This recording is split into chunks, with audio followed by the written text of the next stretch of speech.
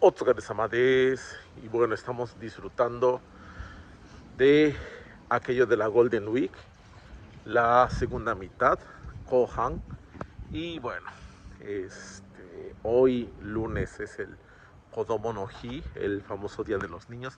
Ya saben, donde pone los koinobori, banderitas, etcétera. Entonces, pues hay muchas actividades centradas justamente en los niños. Recuerden que, bueno, originalmente era de los niños varones, porque en principio para las niñas se tiene el Hinamatsuri, que es el de marzo, donde ponen el altar de las muñecas, pero bueno, ya la democratización ha hecho que en general todos los niños se celebren, sean festejados en este día. Y bueno, un tema pues importante es aquello del idioma japonés. Habíamos platicado, ¿no?, un poco de la historia del estudio, de cómo se inició el aprendizaje del idioma ahí en México. Y bueno, nos enfrentamos a una siguiente realidad que es, bueno, bastante compleja, y eso es el hecho de que en México, y creo por lo que sé de varios amigos de otras partes de Latinoamérica, no es común o no es tan fácil llegar a los niveles avanzados, tanto así que incluso si uno ve las estadísticas de la Fundación Japón sobre los exámenes de certificación, pues siempre vemos realmente que en los niveles más elementales, es decir, el N5, hay una enorme cantidad de personas que hacen el examen, lo presentan, y luego vemos una reducción muy fuerte, N4, bueno, no tan fuerte del N4, pero sí del N4 al N3, N2 y N1, no hablemos. Muchas veces cuando llegué a ser Kantoku, o sea, estar como ayudante para el examen, de esos que les reparten los exámenes y checan que nadie copie, es bueno, cuando vamos viendo, ¿no? Y de repente a veces era un solo grupo para el N1, y bueno, realmente de ahí también la tasa de personas que aprueban pues es bastante pequeña, y eso se debe a varios factores, pero bueno, también como hacen la experiencia de varios años también compartiendo el idioma japonés, creo que se debe a una falta de interés por parte de pues muchas instituciones, y por otro lado también el desinterés después de un tiempo por parte de los alumnos. Entonces eso se conjunta y bueno, tenemos el caldo de cultivo perfecto para que no se pueda estudiar, o sea, muy difícil tener niveles intermedios y avanzados en nuestros países. ¿Qué pasa? En una situación general, si nos comparamos con países del sudeste asiático, pues no sé, sobre todo Vietnam, eh, Tailandia, Laos, todos estos países de donde hay una gran cantidad de inmigración aquí a Japón. De hecho, por ejemplo, Vietnam tiene el mayor número de residentes extranjeros aquí en el país. ¿Qué sucede? Para ellos no es tanto el sueño americano, sino es el sueño japonés, es decir, eh, venir a Japón, estudiar el idioma o mejorarlo, trabajar y bueno, establecerse. Entonces, ¿qué sucede? Que hay realmente pues un objetivo que va más allá de simplemente entender el anime y el manga, porque también hay un mercado de trabajo que, bueno, está ahí disponible. Sí, también hay por ahí algunas situaciones de las que en alguna vez hablaremos, en las que, pues bueno, ellos se ven como objeto de eh, un comercio extraño de trabajadores, pero bueno, esa es historia aparte. Si les interesa saber eso, pues también coméntenlo. El punto es que a nivel laboral, pues es rentable el aprender el idioma japonés en esos países. Pero una realidad que existe en los países latinoamericanos, pues es que por socioeconomía pues es muchísimo más rentable aprender inglés, aprender, no sé, otros idiomas europeos, francés, alemán.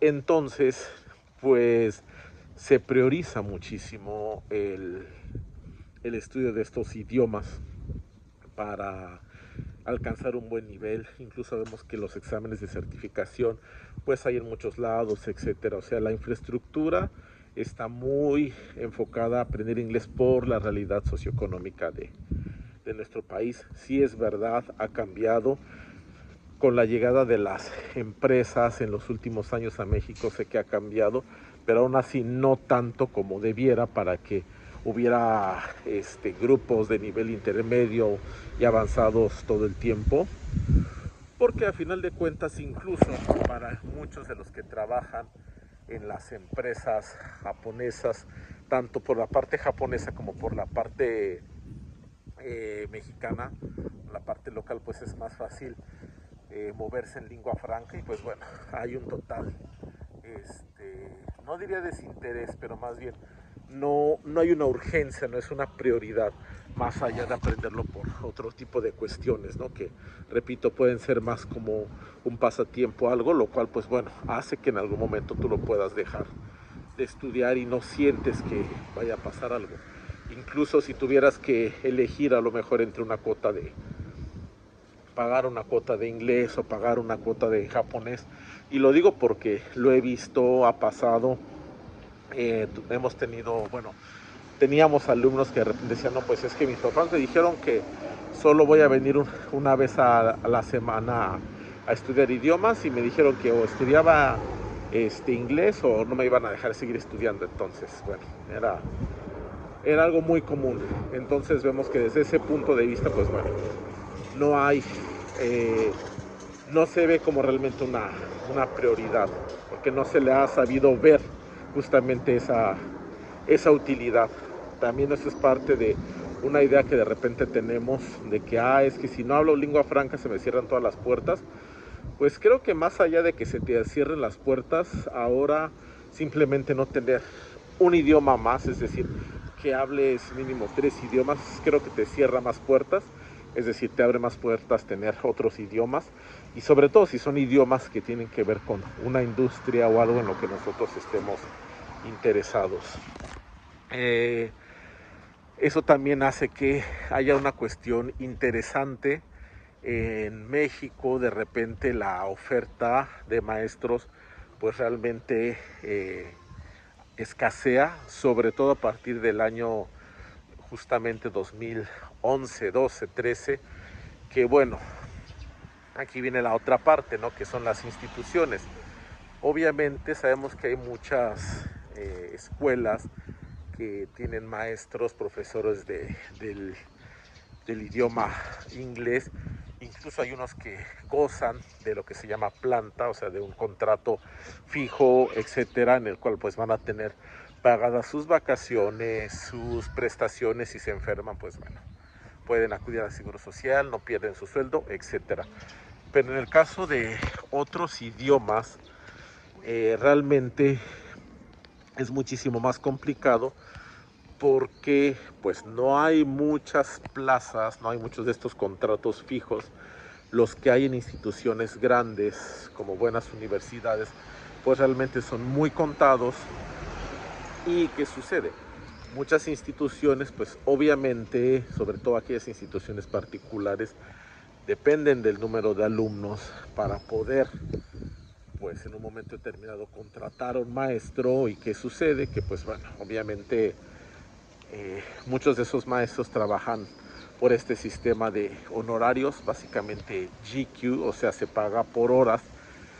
Y cuando llegó el gran boom de las empresas japonesas a México, ¿qué sucedió? Pues muchas de esas empresas necesitaban gente que hablara el idioma en ese momento, que apenas llegaban los primeros representantes de las empresas japonesas en México, necesitaban traductores, necesitaban personal. ¿Y qué sucedió? Muchos de esos maestros que tenían un buen nivel de idioma pues se fueron, porque pues se imaginan de que te paguen en honorarios y no sabes si el día siguiente tienes grupo o no. a que una empresa te contrate y te dé estas prestaciones, pues es evidente que pues van a preferir un contrato pues fijo. Entonces, ¿qué sucede? Pues muchas de estas empresas se llevaron a esos maestros y ¿qué quedó para el resto de los alumnos? Pues simplemente quedaron pues muchos puestos vacíos de maestros y ya después se tuvo esto que llenar con pues personal de diferente calidad. Es decir, puede ser que incluso sean japoneses que sepan hablar el idioma y todo, pero careciendo de una experiencia, de una formación docente para poder dar el idioma. Entonces, pues eso es lo que generó por ahí algún problema. Entonces, si esto lo sumamos con lo que decimos de la falta de interés, bueno, no interés, sino de lo que decíamos, no priorizar el aprendizaje del idioma por no ser tan rentable como la lengua franca, pues bueno, hacen este divertido cóctel.